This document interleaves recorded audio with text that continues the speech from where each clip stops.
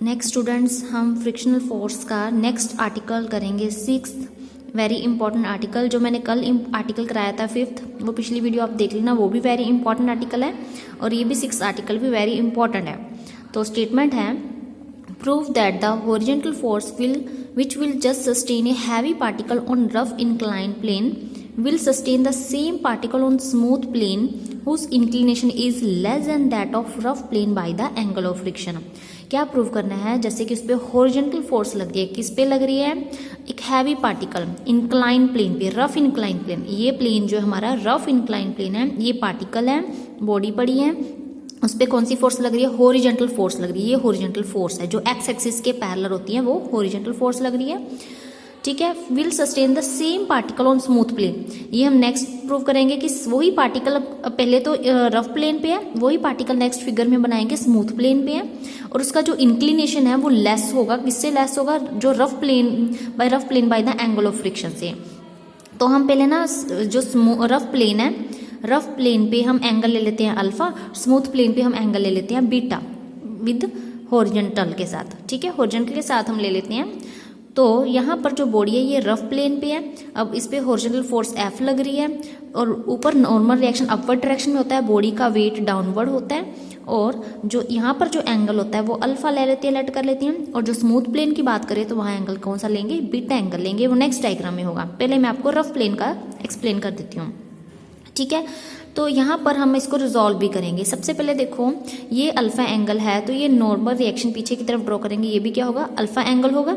और जो F force लग रही है वो हॉरिजॉन्टल फोर्स लग रही है, वो भी जैसे ये हॉरिजॉन्टल इसके पैरेलल लग रही है, ये भी हॉरिजॉन्टल है, ये भी क्या है? हॉरिजॉन्टल।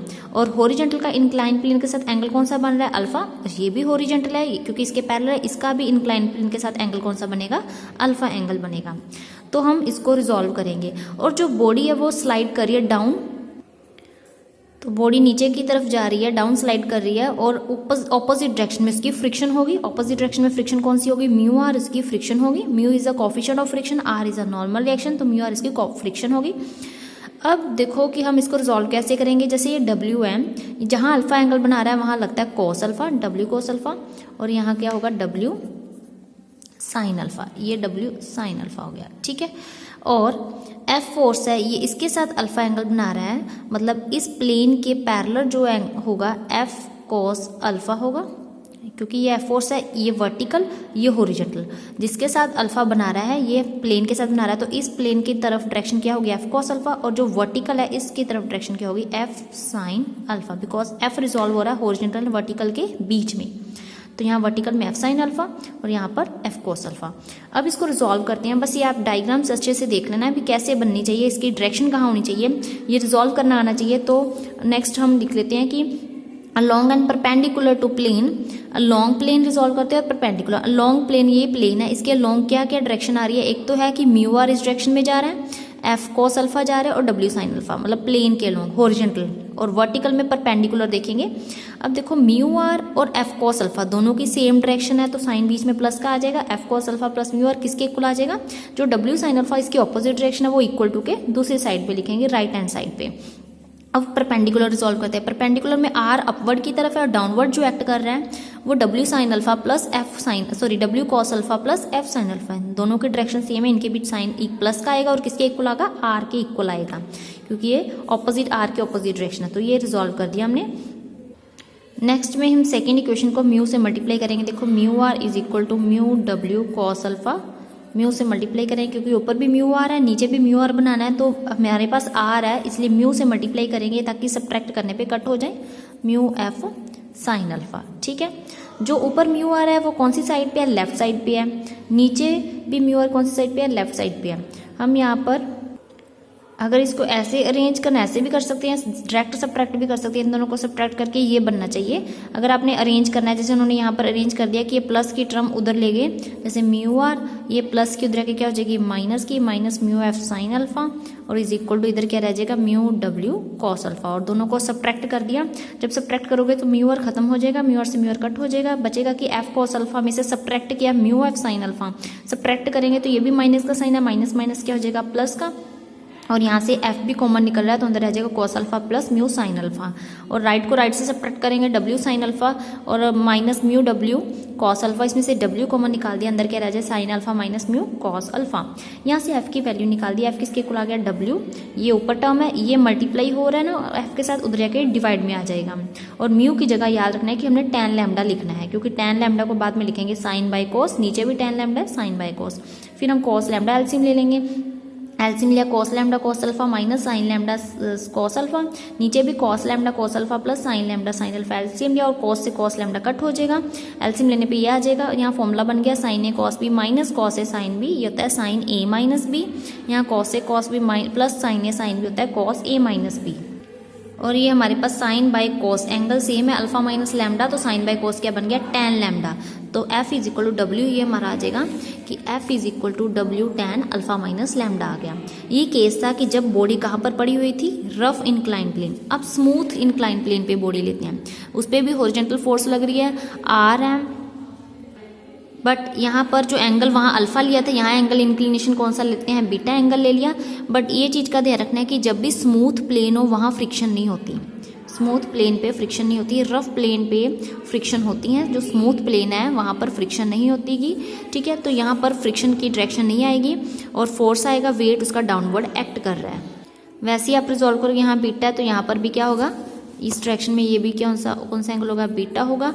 और डब्ल्यू को इसके साथ रिजॉल्व करेंगे, यहाँ पे बीटा होगा क्योंकि नॉर्मल रिएक्शन है, तो यहाँ बनेगा डब्ल्यू कॉस बीटा, और इस डायरेक्शन में क्या होगा डब्ल्यू साइन बीटा। और एफ को रिजॉल्व करना है, एफ जो है अलोंग, इसके अलोंग जो होगा जिसके साथ बीटा बना रहा है वहाँ कोस लगता है, एफ कॉस बीटा। और यहाँ पर इस वर्टिकल में होगा इस डायरेक्शन में एफ साइन बीटा, ठीक है।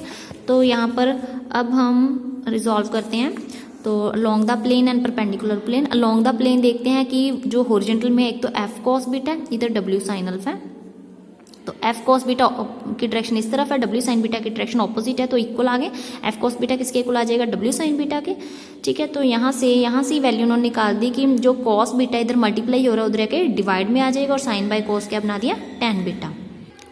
अब यहाँ से ही आप सॉल्व कर सकते हो, देखो f is equal to W tan beta, ऊपर हमने निकाला था f is equal to W tan alpha minus lambda.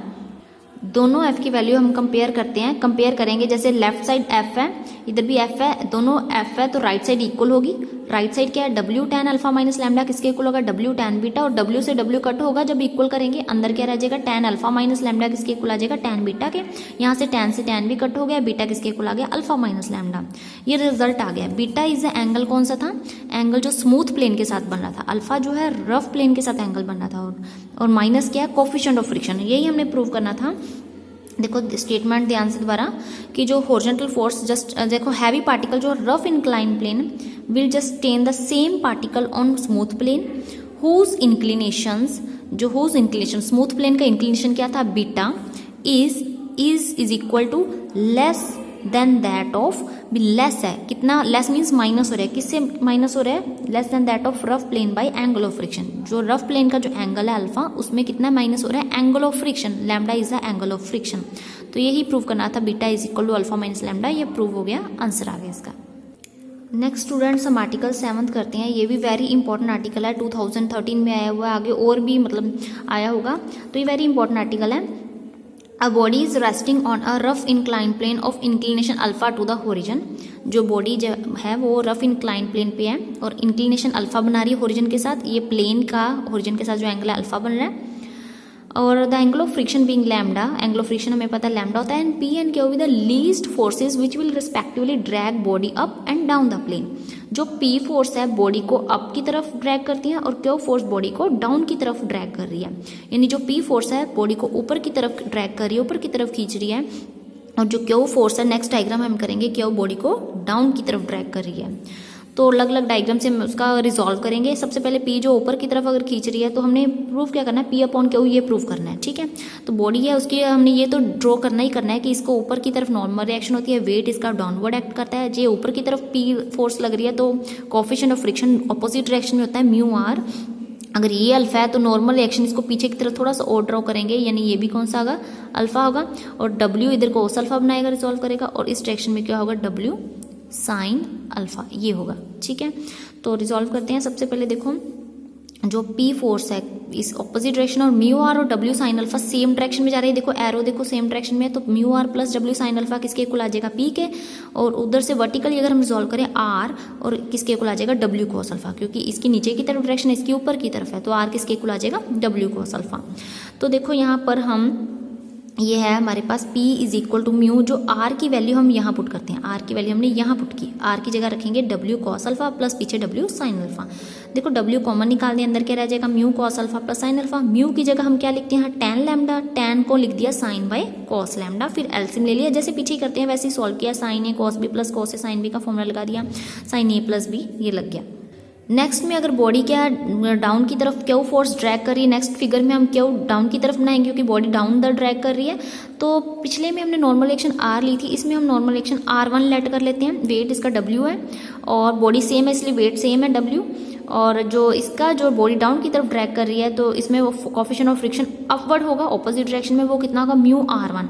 जैसे यहाँ R क्यों था, क्योंकि ऊपर नॉर्मल एक्शन R थी, यहाँ पर नॉर्मल एक्शन R1 है तो म्यू R1 यूज़ करना है। अब रिजॉल्व वैसे ही करेंगे, देखो ये इसको पीछे की तरफ थोड़ा सा और ड्रॉ कर लेते हैं, ये हो गया अल्फा और यहाँ पर होगा W कॉस अल्फा, तो इस डायरेक्शन में होगा W साइन अल्फा। अब देखो क्यू W साइन अल्फा की सेम डायरेक्शन है, Q plus W sign alpha किसके इक्वल आ जाएगा म्यू R1, और वर्टिकली रिजॉल्व करते हैं तो R1 किसके इक्वल आ जाएगा W कॉस अल्फा। ये R1 की वैल्यू हम ऊपर पुट कर देंगे, क्यू देखो is equal to mu R1 की जगह W कॉस अल्फा रख दिया और प्लस का W साइन अल्फा इधर आके क्या हो जाएगा माइनस का, वैसे ही W कॉमन निकाल दिया, म्यू की जगह टैन लैम्डा, टैन को लिखेंगे साइन बाई कॉस, ये म्यू की जगह टैन लैम्डा लिख दिया। ऐसे ही एलसीएम ले लेना, वैसे देखो एलसीएम वगैरह लेंगे तो ऊपर फॉर्मूला जो है sine A cos B minus cos A sine B sign A minus B बन जाएगा। अब पी और क्यू की हमने वैल्यू निकाल दी, ये क्यू की है पीछे पी की निकाली थी, दोनों को डिवाइड करेंगे क्योंकि हमने कहा हुआ कि पी डिवाइड बाई क्यू निकालना है। पी की वैल्यू देखो क्या निकाली थी W sine lambda plus alpha upon cos lambda, तो W sine lambda plus alpha upon cos lambda को किससे डिवाइड करना है क्यू के साथ। जब डिवाइड करेंगे देखो डब्ल्यू से डब्ल्यू कट हो रहा है, कॉस लैम्डा से कॉस लैम्डा कट हो रहा है, क्या बचेगा sign lambda plus alpha divide by sine lambda minus alpha. तो यही प्रूव करना था, प्रूव हो गया।